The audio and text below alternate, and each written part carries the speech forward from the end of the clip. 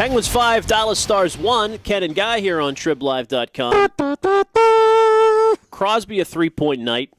Why can't he do this against Philadelphia when Chris Kunitz is out of the lineup? Is he dependent on Kunitz to score?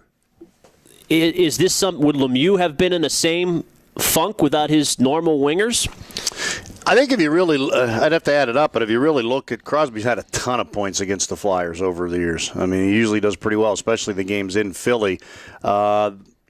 I think, I've been saying for weeks now that guys like Crosby and Malkin, it's tough when Neal and first of all, when I hear it's a trade deadline that they have to get a winger for these two guys, when they both already have a guy like a Neal and like a Kunitz, come on, how many people do you need on a line to make it effective? Right. Yeah. But now when you take those two guys, but still, I always use the example. Warren Young scored 40 goals playing with a young Mario Lemieux.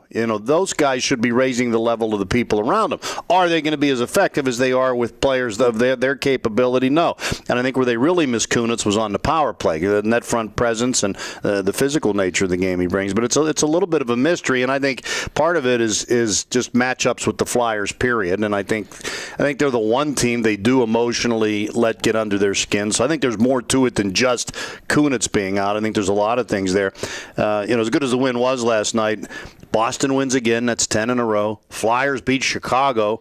Those teams don't look like they're going away, and they're going to cross paths with at least one of them in the playoffs, you would figure. But obviously very encouraging from Pittsburgh's point of view to have some line chemistry back, and even the third and fourth line now with possibilities. Brandon Sutter looked good.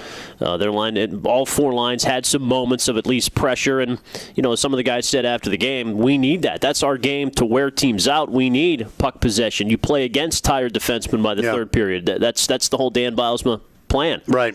And I think that, that's 5 games in a row now they have played a team that's desperate that's right on the cusp of the playoffs, either just in or just out. It's interesting to see how the opponents have reacted to that. The Capitals look like they're already ready to go home. The Flyers look like they think they can win the Stanley Cup.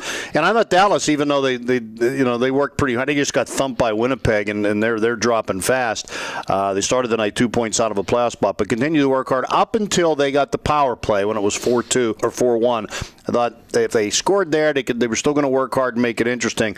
And the Sutter shorty kind of ended that. But 5 straight games they've played a desperate playoff team. No matter how good you are, you can't manufacture that desperation. I think when you take some of your key players out of the lineup, going against teams that are fighting to continue playing a month from now, it's kind of a tough chore. Yeah, and it's a great feel-good day for Pittsburgh on the ice. But the whole thing of it does make you second guess Crosby and Malkin in terms of their all-time status in the league. I mean, if they had played in Lemieux's era, would they have been as good as Mario was? Well, I think Lemieux is the best player I've ever seen, and that includes Wayne Gretzky. And 90% of people that watch the whole league would probably shoot that down, but Lemieux never had the long stretch of health that Gretzky did.